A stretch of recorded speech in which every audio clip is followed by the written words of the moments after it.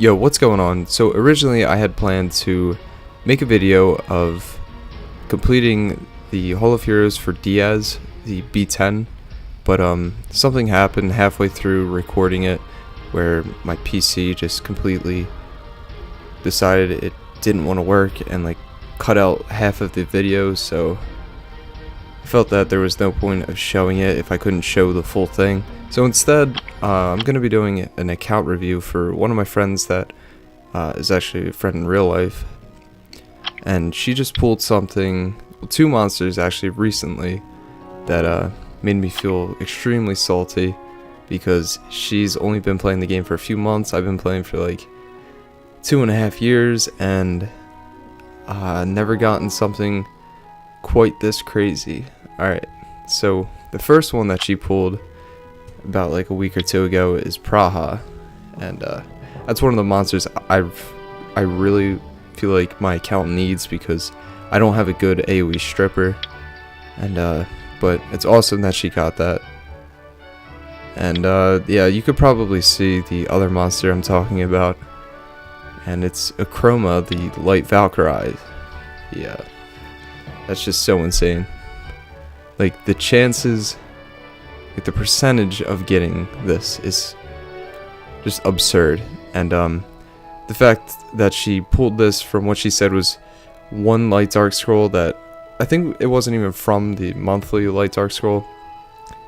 It was like some weird event thing that has been going on, like after 3 or 5 days, whatever it was, it just gave you a light dark scroll. And she opened it open for like a Bella, even though that's something that you can farm from the not Hall of Heroes, the secret dungeons. But yeah, she's hoping for that, and she pulls a 5-star light dark monster. So maybe that's all I have to do, just hope for something I already have or something that's really easy to obtain, and I'll get a 5-star light dark monster. Alright, so we'll take a look at her skills first. Okay, so right off the bat, for her skill ups, she doesn't need to be your #1 priority, so you don't need to feed all of your devil mons to her right away. I would personally put all the devil mons towards Praha first, so because I think her cool times need to be reduced. That's more important for her and her skill set than it is for Akroma. But right after you do Praha, you can honestly go ahead and do Akroma. And alright, so we'll read off her skill. Sword of Promise, just a normal attack. If it kills somebody, then it activates this skill onto another target. And this skill, the other Valkyries usually leave a defense break. This one actually puts the target's skill, whoever you attack with this, their skills on cooldowns for 2 turns. So you're basically just completely taking out one target right away. And then her passive, God's Shield passive, calls upon the power of Divine Shield, gaining immunity against all harmful effects. So that means she can't be defense broken, she can't be attack broken, can't be dotted up, none of that. And it also means she can't be frozen, slept, or stunned, I believe. And additionally, the chances of allies receiving a critical hit is reduced by 15%, which is similar to the light mermaid. And if you know anything about the light mermaid, she's really insane, so that's actually a really good passive to have, or additional effect onto what her normal passive is. So don't just overlook that, because that's really good. And then when she's awakened, she gets attack speed. Alright, so we'll have a look at her runes. So Vampire Revenge, honestly, that's not bad. You can go Violent, whatever. You can even go like Fatal, Blade, whatever you want to do, however you want to build her. You can make her really tanky. She's so versatile, there's so many different ways I can see her being built. But yeah, so it looks like you're just gonna go for Vampire Revenge for now. And so slots 2, 4, and 6, which are the most important slots, and these are obviously they all should be percentages. Slot 1, 3, and 5 can never be percentages. So yeah, slot 2, I would either go attack, HP, or defense. Slot 4, I would go crit rate or crit damage. And then slot 6, you can make the same as slot 2, HP, defense, or attack. Really depending on what you prefer. Alright, and another thing I want to show you, but I'm going to have to actually go back to my account, and I'm going to have to go into the monster storage or monster collection and find Akroma. Alright, so something to look at. If you focus on her base HP here, and you look at the other Valkyries, you can see that she actually has the lowest base HP, which means if you're putting those percentages on her that are with HP for slots 2 and 6, it's going to scale lower than any of these other guys. But when you look at her defense, she's a defense-based monster. She has the most defense out of all of the Valkyries. So that's going to scale a lot higher if you want to put defense on slot 2 and 6. And then, oh, I also didn't mention her leader skill, which is 44% HP, which is really insane. But it's kind of weird because she's a defense-based monster. You were kind of hoping that would be defense percentage. But it just makes her more well-rounded, I guess. So you can just use this to rely on boosting up her HP a lot higher, and then focusing on defense on her runes and stuff. If that's like the main spot you are planning on using her, which probably should be Arena and Guild Wars. I think those are the best spots that you're gonna find like the most use out of her. Alright, so we'll go back to your account.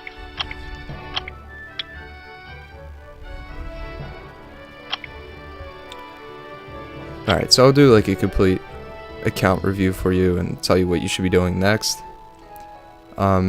So next you should be trying to complete Giants B10 so that you can get better runes to throw on all your units. Yeah, like especially her. And just so you can just have a plethora of runes to sort of play around with, try to speed tune your teams correctly. Yeah, so I'll give you a team where I'll sort of look at the monsters that you have and try to create a team for you to work on. But I will say, if you want, and this is honestly what I would do, is just try 6-starring Praha and Akroma first, just because they're both nat 5s and they're really cool monsters to have and can be used all over the place. Well, not so much Akroma, but Praha definitely. And if you get a light dark nat 5, you just have to respect it, you know? You're gonna have to 6-star. Alright, so as for your Giants team, I would use Orochi. He's got a good leader skill, as well as he's got these dots, so 6 dots, that's 5% damage each, that's 30 damage that you're going to be applying onto the boss right away, if you can land them all. And then I would use Bernard for his speed, his attack bar boost, as well as the attack speed for 2 turns, and then his second skill with the attack break and defense break.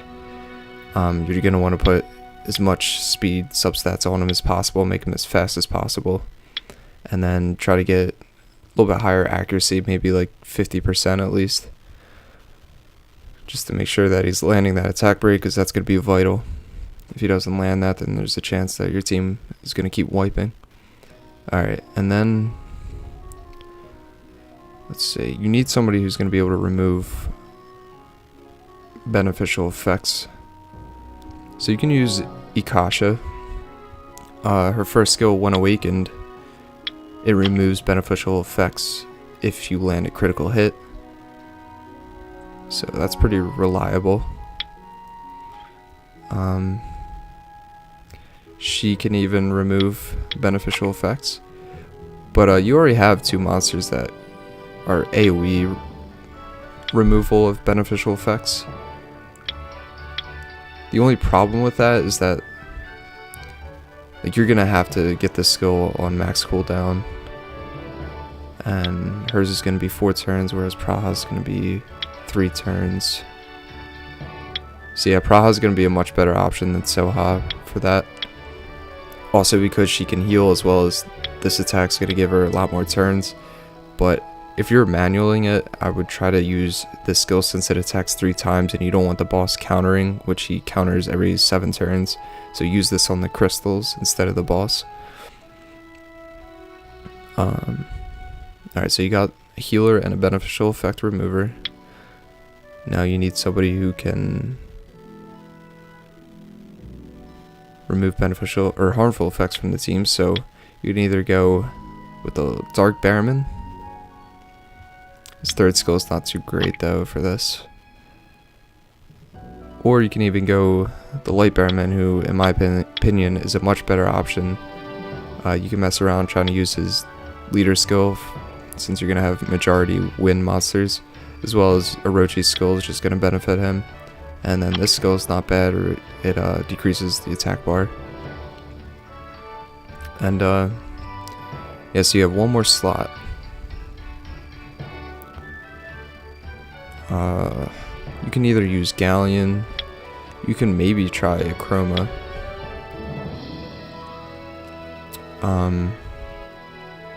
Somebody who's going to reduce damage, I think, is going to be the best option here. So Shannon wouldn't be bad, but she's also very squishy, so she has to be 6-starred, I think, in order to survive for giants.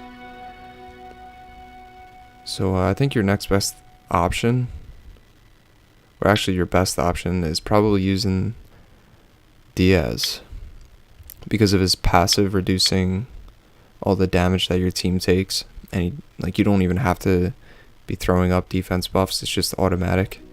And then he's also got his 2nd skill, which does the same as Bernard's 2nd skill, and it also deals damage according to your max HP. So you're going to be dealing you know, I was actually thinking that was the target's max HP, but still should be able to deal some decent damage. And yeah, you can, if that's not working, you can try these guys out for attackers. I don't know. So one last recap on your Giants team. We'll look at it as like 5 different slots. So slot 1, Orochi. Slot 2, Bernard. Slot 3, Praha. Slot 4,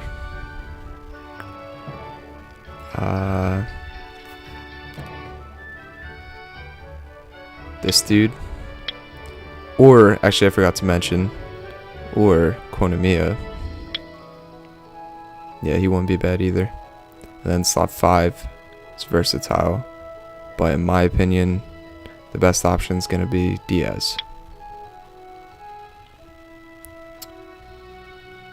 But yeah, that's about it. That's what you're going to want to be focusing on. So these 2 guys first, and then work on your Giants team so you can get the best runes. Or if you want, you can do it the other way around. It's up to you. Focus on your Giants team first so that you can rune these guys up, get the max potential you can out of your monsters. And yeah, thanks for watching.